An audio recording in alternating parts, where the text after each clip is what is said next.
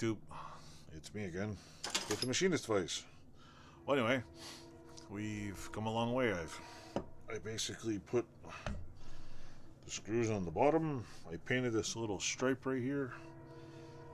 I haven't oiled it yet. There's a train going by, so you know.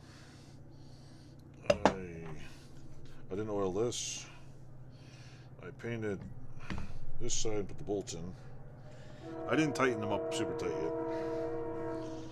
And of course the train's going by right now. As I stated in another video, I have to get four more of these screws to go in here because I don't have any cap screws to go in there. And basically this right here works pretty good, as I'll show you.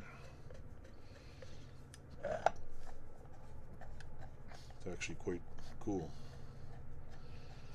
The vise works.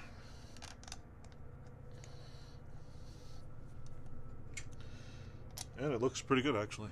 Came out not bad. Come on, get in there. Ta-da! The only reason why I have a million videos of this vise is because I don't come in my garage 24 hours a day, 7 days a week. I'm not a full-time YouTube junkie. I don't spend all day in the garage. Today, what I do, I watched my kids this morning, and pretty much that's what I do. Is I work 4 days a week at my store, help with the kids, and basically this works good. And that's my life. I got 3 girls. So anyway, now we can go like this. And then it works. Ta-da! Of course they drop them on the floor. Of course! What I want to do now is put it on my milling machine and see if I can jam, like I was saying before. I need to jam these in here, like so. And machine them down to a relatively decent height.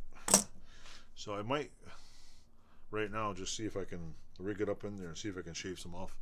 So next video. Don't forget to like and subscribe. Thank you.